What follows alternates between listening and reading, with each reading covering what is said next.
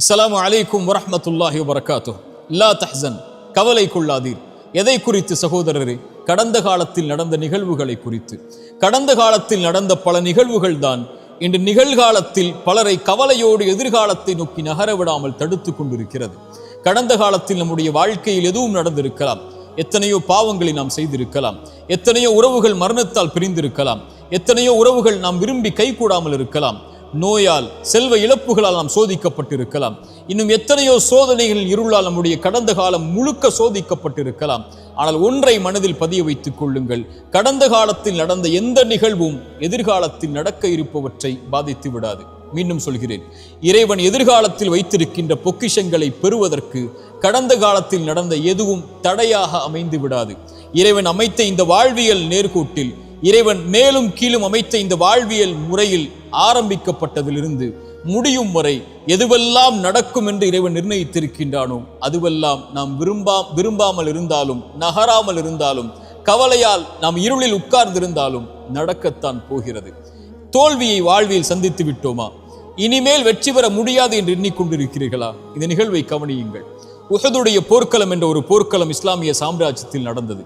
இறைத்தூதருடைய வார்த்தையை சில நபித்தோழர்கள் மீறியதன் காரணமாக அந்த பாவத்தால் அந்த போர் முழுக்க சோதிக்கப்பட்டு உஹதுடைய போர் தோல்வியில் முடிந்தது. போரின் தலைவர் இறைத்தூதர், அவர்களுக்கு பின்னால் இருந்தவர்கள் நபித்தோழர்களாக இருந்தாலும் தோல்வியை தழுவியதை பார்த்தவுடன் இஸ்லாமிய சாம்ராஜ்யம் அதோடு அழிந்து விட்டது என்று எதிரிகள் கணக்கு போட்டார்கள்.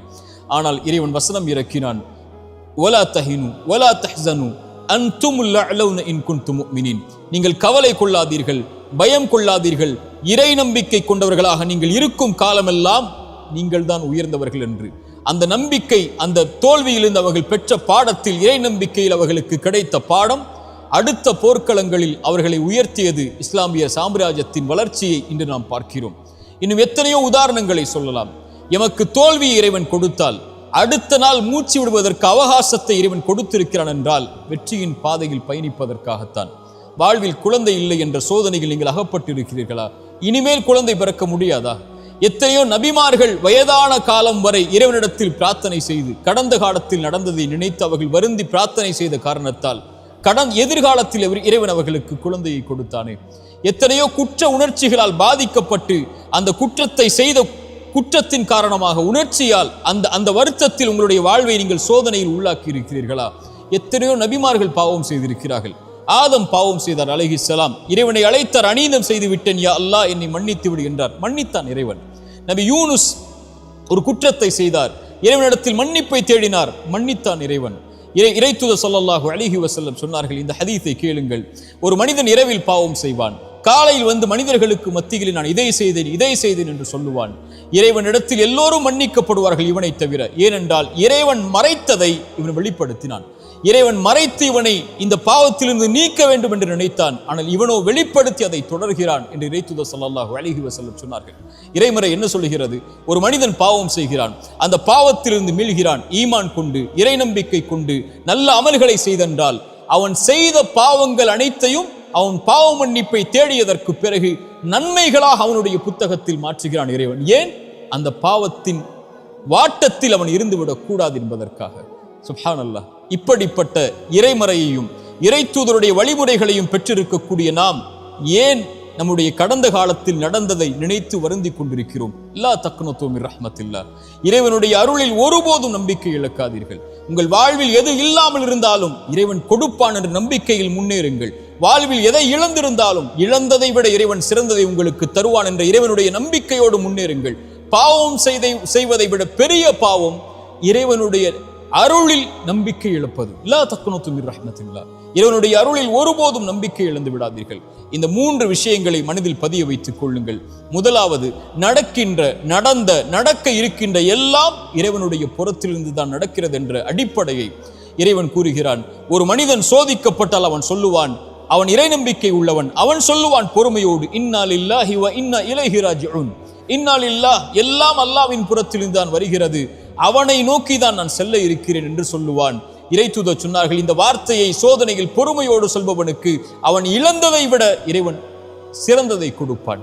அவன் நம்புகிறான், இறைவன் புறத்திலிருந்து தான் நடந்தது இந்த கடந்த காலத்தில், இறைவன் இதை மாற்றுவான், அவன் எதிர்காலத்தை எனக்கு கொடுத்திருக்கிறான், அதை நோக்கி நான் நகர வேண்டும் என்ற அடிப்படையை புரிந்தவனாக அவன் இந்த உலக வாழ்வில் வாழ்வான், எது இழந்தாலும் என்று இறைத்தூதர் சொன்னார்கள். ஒரு மனிதனுடைய குழந்தையுடைய உயிரை கைப்பற்றுவான் இறைவன். கைப்பற்றக்கூடிய மலக்கிடத்திலே அந்த வானவரிடத்திலே கேட்பான், இந்த அடியானுடைய குழந்தையின் உயிரை கைப்பற்றும் போது அவன் என்ன சொன்னான்? அவன் நேசித்த அந்த குழந்தையுடைய உயிரை கைப்பற்றும் போது அந்த இறையடியான் என்ன சொன்னான்? யா அல்லாஹ், என் நிறைவா, இவன் புகழ்ந்தான் உன்னை, உன்னிடத்திலே திரும்பி வந்து விட்டான். இன்னா லில்லாஹி வ இன்னா இலைஹி ராஜிஊன். யா அல்லாஹ், உன்னை சார்ந்தவன் நான், உன்னிடத்திலே திரும்பி வருகிறேன் என்ற அந்த வார்த்தையை மொழிந்தான். இறைவன் சொல்லுவான், அவனுக்கு சொர்க்கத்திலே ஒரு வீட்டை அமையுங்கள் என்று. இதுதான் இறை நம்பிக்கை கொண்டவனுடைய பண்பு. இறைவனுடைய நாட்டத்தில் நடக்கிறது, இனிமேல் நடப்பது சிறந்ததாக இருக்கும் என்று இறைவனை சார்ந்து வாழ ஆரம்பிப்பான். இரண்டாவது, நன்றியோடு இருங்கள். கடந்த காலத்தில் உங்களுக்கு கஷ்டத்தில் துணை இருந்தவர்களுக்கு, சிரமத்தில் துணை இருந்தவர்களுக்கு, உங்களை கைவிட்ட போது கை கொடுத்து உதவிய நல்லவர்களுக்கு நன்றியோடு இந்த உலக வாழ்வில், எஞ்சி இருக்கக்கூடிய வாழ்விலும் வாழ ஆரம்பியுங்கள். மூன்றாவது, பாவ மன்னிப்பை கேளுங்கள். நீங்கள் இறைவனுக்கு பாவம் செய்தால் இறைவனிடத்திலே மன்னிப்பை பெறலாம். மனிதர்களுக்கு நீங்கள் பாவம் செய்திருந்தால் அவர்களை அணுகி பாவ மன்னிப்பை கேட்டு அந்த பாவத்திலிருந்து விடுபடுங்கள். அவர்கள் மன்னிக்கிறார்கள், அவர்கள் மன்னிக்கவில்லை, உங்களை வெறுத்து வாழ்கிறார்கள், அதற்கு பிறகு உங்களோடு அவர்கள் உறவை துண்டித்து விட்டார்கள், அதுவெல்லாம் உங்களுடைய கணக்கில் அல்ல, இறைவனிடத்தில் ஒப்படைத்து விடுங்கள். அவர்களை அணுகி மன்னிப்பை கேளுங்கள். மன்னிப்பை தேடி எதிர்கால வாழ்வில் அந்த தவறை மீண்டும் செய்யாமல் உங்களை பாதுகாத்துக் கொள்ளுங்கள். இந்த மூன்று அடிப்படைகளை கடந்த காலத்தில் இருந்து எழுந்து வரும்போது நிம்மதியோடு எதிர்காலத்தை கழிப்பதற்காக பாடமாக பெற்று கழியுங்கள். கடந்த காலத்தில் தவறுகள் செய்திருந்தால், கடந்த காலத்தில் உங்களுடைய கரத்தாலே நீங்கள் அநீதம் செய்திருந்தால், கடந்த காலத்தில் உங்களுடைய கரத்தாலேயே நீங்கள் பாவம் செய்திருந்தால், குற்றம் செய்திருந்தால், எதிர்காலத்தில் இறைவனிடத்தில் மன்னிப்பை தேடி நிகழ்காலத்தில் நீங்கள் வாழ்ந்து கொண்டிருந்தால், எதிர்காலத்தில் ஒருபோதும் அந்த தவறை மீண்டும் செய்து விடாதீர்கள். இதுதான் குறிப்பாக நாம் புரிந்து கொள்ள வேண்டிய அறிவுரை. கடைசியாக, இந்த உலகத்தில் எது உங்களை விட்டு நீங்கி இருந்தாலும், இந்த உலகத்தில் யார் உங்களை விட்டு நீங்கி இருந்தாலும், இந்த உலகத்தில் எது உங்களை புறக்கணித்து விட்டாலும், இறைவன் உங்களை ஒருபோதும் புறக்கணிப்பதில்லை. அவன் உங்களோடுதான் உங்களுடைய கடைசி மூச்சு இருக்கும் வரையும் இந்த உலகத்தில் இருப்பான் என்ற அடிப்படையை மனதில் பதிய வைத்துக் கொள்ளுங்கள். கவலைகள் நீங்கும். அகூலு கௌலி ஹாதா அஸ்தகுஃபிருல்லாஹ் லி வ லக்கும். அஸ்ஸலாமு அலைக்கும் வரஹ்மத்துல்லாஹி.